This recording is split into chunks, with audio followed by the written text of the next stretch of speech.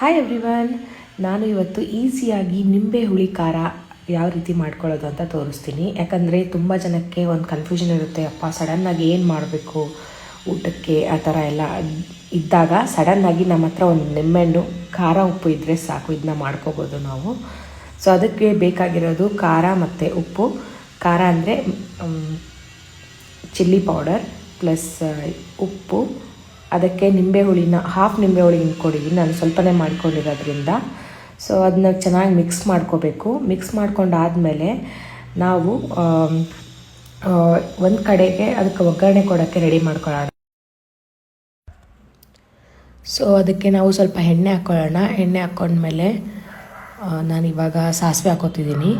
ಸಾಸಿವೆ ಸ್ವಲ್ಪ ಚಟಪಟ ಅಂದ ತಕ್ಷಣ ನಾವೇನು ಮಾಡಬೇಕು ಅಂದರೆ ಜೀರಿಗೆ ಹಾಕ್ಕೋಬೇಕು. ಜೀರಿಗೆ ಹಾಕ್ಕೊಂಡಾದ ತಕ್ಷಣ ಕರಿಬೇವಂತೂ ಮ್ಯಾಂಡೇಟ್ರಿ, ಕರಿಬೇವು ಟೇಸ್ಟ್ ಕೊಡೋದು. ಸೊ ಕರಿಬೇವು ಆದ ತಕ್ಷಣ ಸ್ವಲ್ಪ ಉದ್ದಿನಬೇಳೆ ಹಾಕ್ಕೋಬೇಕು, ತುಂಬ ಟೇಸ್ಟ್ ಬರುತ್ತೆ. ಮತ್ತು ಕಡಲೆಬೇಳೆನೂ ಹಾಕ್ಕೋಬೇಕು. ಅದಾದ ನಂತರ ಬೆಳ್ಳುಳ್ಳಿ ಮಿಸ್ ಮಾಡಬೇಡಿ. ಬೆಳ್ಳುಳ್ಳಿನ ನಾನು ಲಾಸ್ಟಲ್ಲಿ ಹಾಕ್ಕೋತೀನಿ, ಯಾಕಂದರೆ ನನಗೆ ತುಂಬ ಕರ್ರಗಾದರೆ ನನಗೆ ಇಷ್ಟ ಆಗೋಲ್ಲ ಟೇಸ್ಟು. ಸೊ ಲಾಸ್ಟಲ್ಲಿ ಹಾಕ್ಕೋತಿದ್ದೀನಿ ಬೆಳ್ಳುಳ್ಳಿನ. ಸೊ ಅದನ್ನ ಚೆನ್ನಾಗಿ ಮಿಕ್ಸ್ ಮಾಡಿಕೊಂಡು ಆಗಲೇ ಮಾಡಿಟ್ಕೊಂಡಿದ್ವಲ್ಲ ಖಾರನ, ಸೊ ಅದಕ್ಕೆ ಇದನ್ನ ಹಾಕ್ಕೋಬೇಕು. ಸೊ ಅದಕ್ಕೆ ಮುಂಚೆ ಚೆನ್ನಾಗಿ ಮಿಕ್ಸ್ ಮಾಡ್ಕೊಳ್ಳಿ. ಅದು ಒಗ್ಗರಣೆ ಎಲ್ಲ ರೆಡಿ ಆದ ತಕ್ಷಣ ಖಾರಕ್ಕೆ ಇದನ್ನ ಹಾಕ್ಕೊಂಡ್ರೆ ನಿಂಬೆ ಹುಳಿ ಖಾರ ರೆಡಿ ಆಗುತ್ತೆ. ಸೊ ಇದನ್ನು ನಾವು ಅನ್ನದ ಜೊತೆನೂ ತಿನ್ಬೋದು, ಒಂದು ವೇಳೆ ಚಪಾತಿ ಇದ್ದರೆ ಚಪಾತಿ ಜೊತೆನೂ ತಿನ್ಬೋದು. ಬಟ್ ಬೆಸ್ಟ್ ಅಂದರೆ ಅನ್ನ ತುಪ್ಪ ಹಾಕ್ಕೊಂಡು ಇದು ನಿಂಬೆ ಹುಳಿ ಖಾರ ಹಾಕ್ಕೊಂಡು ತಿಂದರೆ ಅದ್ರ ರುಚಿನೇ ಬೇರೆ.